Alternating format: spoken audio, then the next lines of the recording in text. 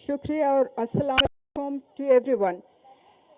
Stage पे बैठे आज कुछ हमारे ऐसे सियासी कायदीन हैं जो अब भी अपने पार्टियों के अंदर और बाहर इंसानी हकूक़ और आइन की बात करते हैं, वरना मैं ये कहूँगी कि पाकिस्तान में आज एक ही सियासी पार्टी है और वो रजिस्टर्ड सियासी पार्टी नहीं है, वो पिंडी की पार्टी है। और ये बाकी सारी पार्टियां जो हैं तो वो उनकी ज़ेली तंजीमें बन चुकी हैं जिनको वो कंट्रोल करती हैं। तो इसलिए ये कहना कि सियासी पार्टियां मिसिंग पर्सन्स की बात करेगी, ये तो यकीन मुझे नहीं है। मैं आज सलाम पेश करती हूँ बलोच माओं को, सिंधी माओं को और पख्तून तहफ़्फ़ुज़ मूवमेंट को, जिसने इस इशू को, हमारे बच्चों को लापता किया जाता है, उनको अगवा किया जाता है पहले और फिर लापता किया जाता है। इस इशू को अगर किसी ने सामने लेके आए हैं तो वो सबसे पहले मैं समझती हूँ बलोच माएँ हैं, जिन्होंने एहतजाज किया। हमारे मामा कदीर लंबी मार्च के साथ आए इस्लामाबाद में, मैंने भी उनके साथ मार्च किया उसमें जब आप इस्लामाबाद आए, और मुझे पता है कि किस तरीके से आपको रोका गया और इतना खौफ था कि लोग शामिल नहीं हो रहे थे। बलोच माएँ इस्लामाबाद में आई और आज जब मैं आई थोड़ी देर पहले तो मैंने हसीबा कमरानी से बात की कि आपने तो एहतजाज किया इस्लामाबाद में और फिर हमारी कठपुतली प्राइम मिनिस्टर से मुलाकात भी हुई, तो उन्होंने क्या कहा आपको? तो बताया गया कि उन्होंने कहा मैं आपको खुशखबरी दूंगा। पूछा गया कि खुशखबरी कब देंगे, तो उन्होंने कहा कि ये तो मैं नहीं बता सकता। अब ये हाल है प्राइम मिनिस्टर का।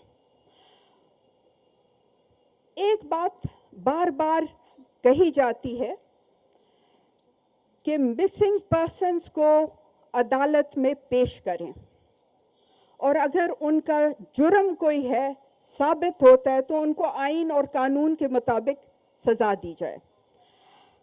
मैं समझती हूँ कि हमें थोड़ा आगे इससे जाना चाहिए। बात यह है कि जिसने जुर्म किया है उनका तो हमें पता है, पहले उनको तो लेके आए अदालत में, बाकी तो फिर बाद में पता चलेगा। जुर्म रियासत कर रही है, ये दहशतगर्दी रियासत कर रही है, पहले उनको लेके आए, पहले उनको इधर कटहरे में लेके आए। हमारी पार्लियामेंट जो आजकल बाहर से कंट्रोल होती है उसमें भी उस्मान काकर साहब की तरह, आवड़ साहब की तरह, अली वजीर साहब की तरह ऐसे लोग हैं जो आवाज उठाते हैं। और अख्तर मेंगल साहब ने और मोहसिन दावड़ ने enforce disappearance bill national assembly में लेके आए जिसको रिजेक्ट किया गया। मैं समझती हूँ कि ये फिर भी बहुत उनका कमाल है कि एक बिल वो लेके आए जिस पे वो डिबेट शुरू हुई और अब हुकूमत कहती है कि हम लाएंगे एक बिल जिसमें मिसिंग पर्सन्स इशू को हम क्रिमिनलाइज करेंगे। अब इस हुकूमत, कठपुतली हुकूमत से हम पूछते हैं कि क्या ये क्रिमिनल एक्ट पहले नहीं था? ये एक क्रिमिनल एक्ट है और इसको क्रिमिनलाइज हमारी आइन और कानून करती है। किसी को इजाजत नहीं है कि घरों पे छापे मार के आप लोगों को बगैर किसी कानूनी जवाब के उठाएं। ये क्रिमिनल एक्ट है और जो इसको कर रहे हैं उनको सजा होनी चाहिए।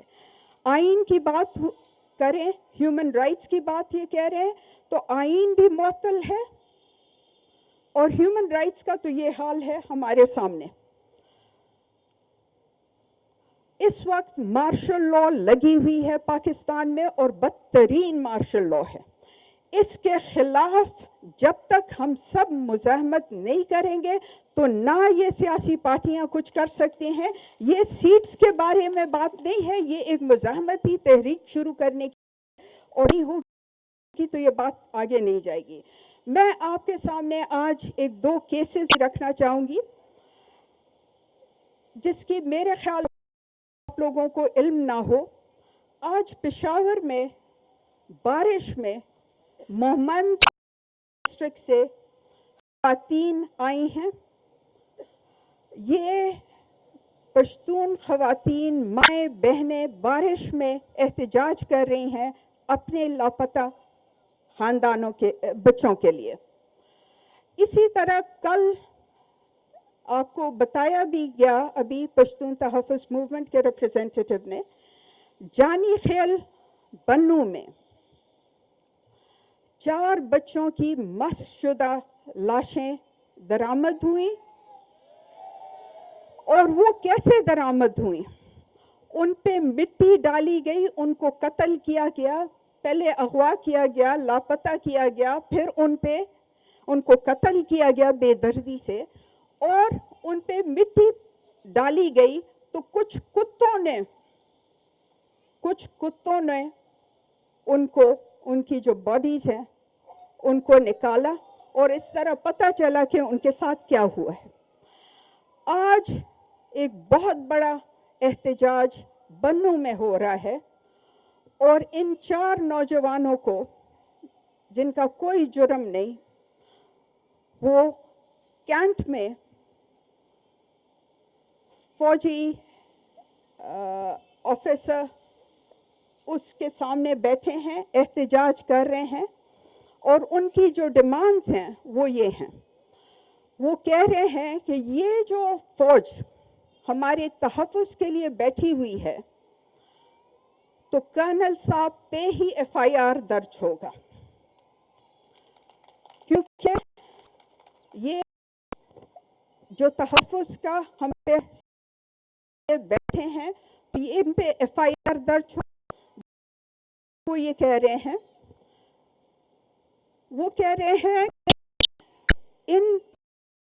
یہ گڈ اور بیڈ طالبان کی پالیسی ہے, یہ گردی کی جو پالیسی ہے اس کو ختم کیا جائے. دوسری بات وہ کر رہے ہیں کہ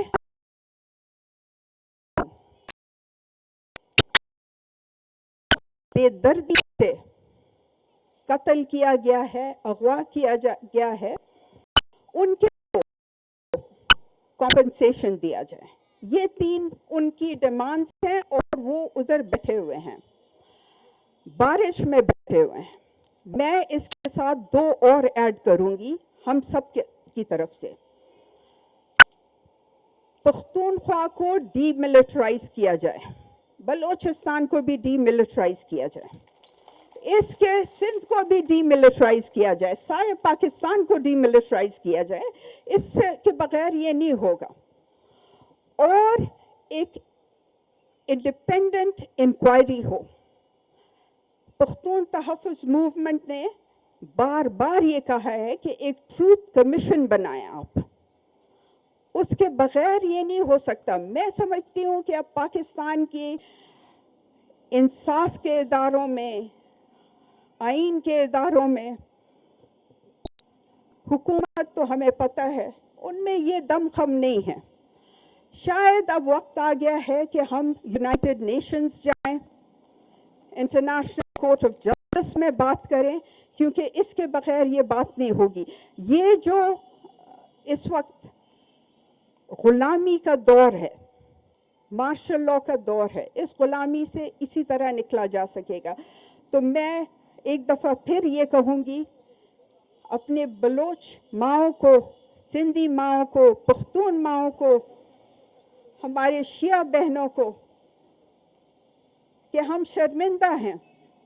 جو کام ایک سیاسی پارٹی کو کرنا چاہیے تھا, ایک سیاسی جدوجہد ہونی چاہیے تھی, ہم اس میں کامیاب نہیں ہے کیونکہ ہمارے لیڈران کے لیے یہ ایک مسئلہ ابھی نہیں ہے.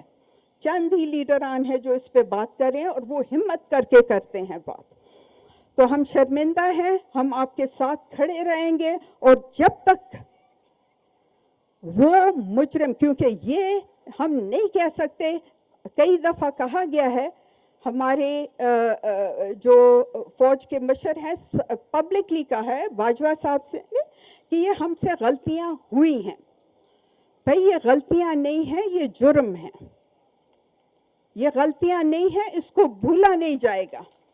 تو جب تک احتساب کا عمل ہر ادارے میں ابو بورڈ نہیں ہوگا تو اسی طرح جرم ہوتے رہیں گے. تو شکریہ, میں آپ سب کے ساتھ ہوں. آپ کی اتنی زیادہ جو دردناک ہم نے سنی کہانیاں, تو میرے پاس تو الفاظ بھی نہیں ہیں. تو بیسکلی میں آپ کے ساتھ رہوں گی. ٹھیک ہے, شکریہ.